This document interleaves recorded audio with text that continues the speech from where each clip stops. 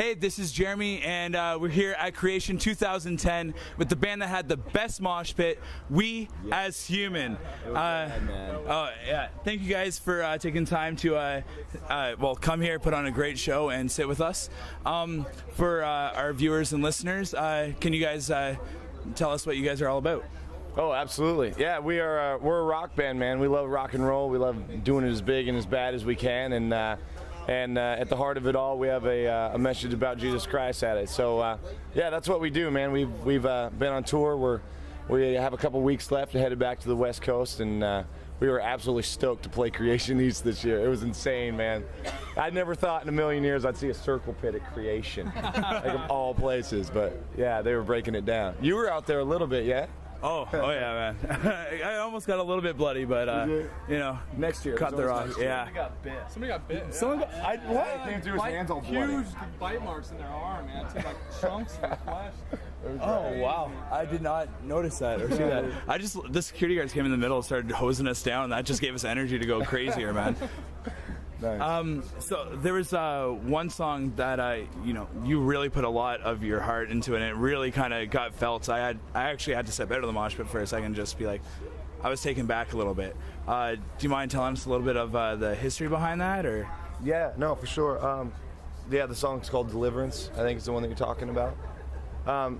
When you do what we do and you travel as much as we do, a lot of songs just kind of become a part of the show, but that one has never done that. It always, for me and the guys I know, it strikes a really personal note for me. It's a song about a drug addict or alcohol addict, and just how you absolutely hate yourself. But for me, I wrote it from the point of view, my struggle was pornography, just for the longest time, man. I brought it into my marriage and almost destroyed my marriage a bunch of times from it. And I just absolutely hated myself, and then I talked with people who were strung out on drugs or addicted to whatever, man, and it just seems like after you sin and after you do things like that, there's just incredible guilt and shame, and like, I just remember I got to a point where I was like, I literally hate who I am. I hate it, and I'm just vile, and so I was like, God, I can't change. I need you to change me, And so by the grace of God, he gives us strength, to get through those things. And so whenever we sing that song, I'm reminded of the man that I used to be. And then at the end of the song, when it says, I no longer hate myself for who I am and the stupid things that I did yesterday, it always brings a smile to my face, man, because I know the grace of Jesus Christ that he's shown me in the marriage that me and my wife have now with our 3 beautiful babies. And these guys have stories like that too, just as their struggles and things. So that song means a lot, man. Deliverance. I'm always happy to see when people come up and they say that it touched their heart. That just thrills me to no end, dude. Oh yeah. Well, it's a struggle that I think a lot of us go through, and then there's so much more, right? So for sure, yeah. It was just like, I really got taken out because it was a very honest song too, and it really came across. So thank you for playing that and sharing some of the backstory. Yeah. So as a band traveling around, what are some of the good stories that maybe might make some of our listeners and stuff laugh? It might make them laugh. We found like a kid in the parking lot of Walmart and beat him up yesterday. That was pretty cool. Like for no reason at all. Like there's a kid, let's beat him up. No, I don't know, man. Crap. What's kind of a crazy? Most of our stories aren't funny. They're always just like breaking. We're always breaking something. Our trailer's breaking. Our van's breaking. My favorite thing is doing the pig squeals through the bullhorn. We've been over at what's the name of the festival? Cornerstone Fest. Illinois, and hardcore band after hardcore band. They're awesome. There's a lot of good hardcore bands, but it's just like non-stop. So we kind of developed our own little pig squeal that we're doing through a bullhorn, and that's been pretty fun. We contribute. We'll just kind of randomly walk around and practice, but that's been a lot of fun. It's good. So you might hear a pig squeal in a future We As Human song. You never know. We might incorporate that, or maybe another barnyard type animal or something. Yeah, we were wondering, like, pig squeals. Why don't they have like cow moos or like sheep mass, right? So are you ready for the breakdown? We definitely think farmcore is definitely the next big thing. Farmcore. Yeah, all right. We've had a couple of really good shows. The last 2 shows, some pretty cool people showing up. I don't know if you want to talk about that. That was pretty sweet. Yeah, let's hear about this. Some of our heroes came out to watch us play at Cornerstone. Brian Welch was there, so he's obviously, Justin plays a 7-string Ibanez And you know, so obviously Brian's like a huge inspiration for him. And our friend Sonny from POD came and watched us, and the guys from Skillet, and it was cool. It was surreal. These bands that we grew up listening to, you know, having them in the audience for a show was pretty rad. So, who's my inspiration? Me personally, like musically, Garth Brooks. Garth Brooks is the greatest dude ever. Like, you totally think I'm kidding? I'm not. I love Garth freaking Brooks. In this guy's eyes, man. I love you, Garth Brooks. If you're watching this, like, we should tour together, even though he doesn't tour anymore. Anyways, no, that's mine. Dude, he's like, even if you don't like country music, like, you can't deny what that dude does on stage. So, anyways, he's like a huge inspiration for me. Garth Brooks and Insane Clown Posse? I don't know. I'm just kidding. I'm just kidding, man. All right, so as a band, it seems pretty evident that you guys kind of view your music and stuff as a ministry. Do you? Actually, I guess is a good question. Do you?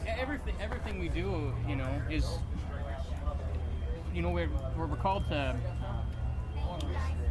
Everything we do is our spiritual act of worship. We talked about that in Romans 12:1. And so it's kind of everything we do is kind of our ministry. You know, it's not, oh, well, you do this ministry here. You know, it's like everything in your life reflects, you know, Christ. You know? Yeah, man. 1 Corinthians 10 says whether you eat or drink or whatever you do it for the glory of God. So we look at our music as a part of our ministry. You know, like he was saying, present your bodies as a living sacrifice, holy and pleasing to God. This is your spiritual act of worship. So it's like, yeah, this is our ministry. But I think a lot of bands, like, they think if they're not talking about Jesus in every song that it's not a ministry anymore. But it's like, dude, we definitely view this as a ministry, and just like I view raising my kids as a ministry, just like doing this as a ministry, what you guys do as a ministry, you know? So all of life, all of Christian life should be ministry. And if it's not, then we need to repent and make it one. If I could add something to that, what I've kind of found personally is when you view everything in your life as a personal act of ministry, it makes the music part of what we do a lot easier. A lot of bands are like, well, do I talk about Jesus a lot? Do I talk about him, but kind of hide it in the lyrics? But I've kind of found just like, you know, just the way I treat my family, the way I treat my friends, whether I'm active in the church, if I treat all the mundane things as an act of worship, it's a lot easier to see how I personally am called to treat the band as a ministry. It just makes it easier. It's like, well, this is just another thing that is my act of worship. Ditto. That was that was good. Wow. All right, one last question, and I'd like it if everyone could answer this one. Besides salvation, what is the greatest thing that God has done for you? That's an easy one for me. My marriage, man, that's the greatest thing God's done for me. I have a beautiful wife and no kids yet. Trying to hold off on that as long as we can. But no, it's just my marriage has definitely been the number one greatest thing besides salvation that's happened to me. And then next, of course, it would be orange dream popsicles. Oh! Yeah. Are you sure that's not a close tie for first? 'Cause that's pretty darn good, man. Yeah, I don't have to think about that one.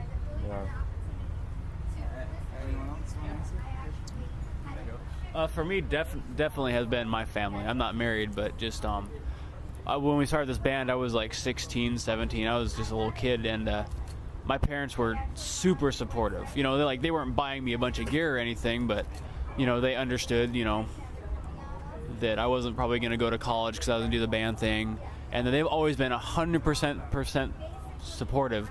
And they're also brutally honest. If we play a show and absolutely just suck, they'll be like, "You guys really suck tonight. I'm embarrassed of you." But but yeah, it's definitely been. And next thing, probably those pepperoni pizza combo things. Combos. Yeah, Oh, man. those are amazing. Yeah. Dave, you got something? Mine would have to be just the friends that, and then just the people that God has surrounded me with. You know, the guys in the band. You know, my brothers and you know, my beautiful girlfriend, and just people that are in my life that are like mentors and just encouraging, and just that God has surrounded me with. And I guess, you know, we're talking about food here. I like Schwann's chicken fillets. Those are really good. And Greatest thing besides salvation. yeah, heck yeah, man. Well, no, it's the third greatest. I got my friends and everything, and then we've got you that are. Yeah, my stomach is awesome. I love food. I love food. So. Band way in We got this. Oh, right.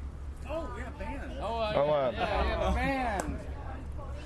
For sure. Okay, so you guys are from Canada, right? Oh yeah. Okay, so for all the Canadians, I think you guys, because we're talking about food, so I'm going to say food first, even though it's not priority numero uno. You guys have ketchup potato chips. Oh. And I think those are like the most amazing food ever made. I love, because they don't have them in the States. And when they do, it's the Lay's Ruffles, and it's just not as good.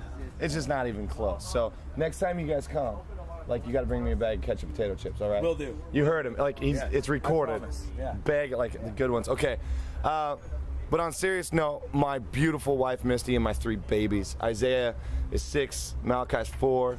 Ellie Grace is, my little daughter, is 9 months old, and I missed the heck out of her, man. She just started standing, so I missed that. And my wife's sending me pictures, but oh my gosh, they are my joy, man. I absolutely love my wife and babies, so, yeah. All right, birthday boy. Yeah, birthday boy. Obviously, yeah, my beautiful wife Stephanie and my boy Eli, who just turned 7 on the 29th of June. Just unbelievable being with the family that's so supportive. I mean, they're totally behind everything that I'm doing. This is my dream. There's just full support, and I couldn't ask for anything else than that, because I love doing this. And I love being with these guys. These guys love God so much. It's so amazing to see a bunch of guys who are so in the Word of God nonstop. I mean, for me, that makes it all worthwhile, because they are totally genuine 100% all the way through. And I'm so thankful for that. But if we're gonna talk about food, I gotta bring up the sour Twizzlers, man. Because once I get started on those, I haven't even had any. Because once I start, dude, I'll be just fiending nonstop. Like, I will not stop on the sour Twizzlers. So. It's your birthday, though. We're gonna have to get you a bag. Yeah, maybe we could get like a big pile of them and then put some candles and stack them and just light it up. This is We As Human from Creation 2010. Thank you guys. Yeah, man. And thanks for having us. Like this.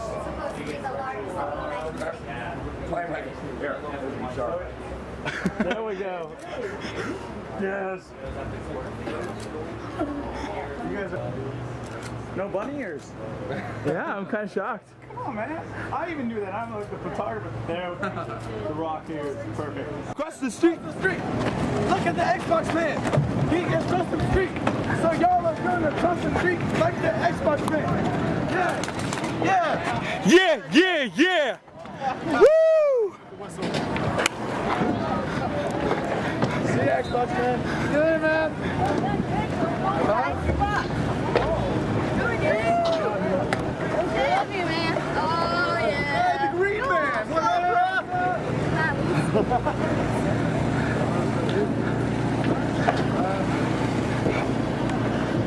up? Joel, I'm recording this whole thing, eh?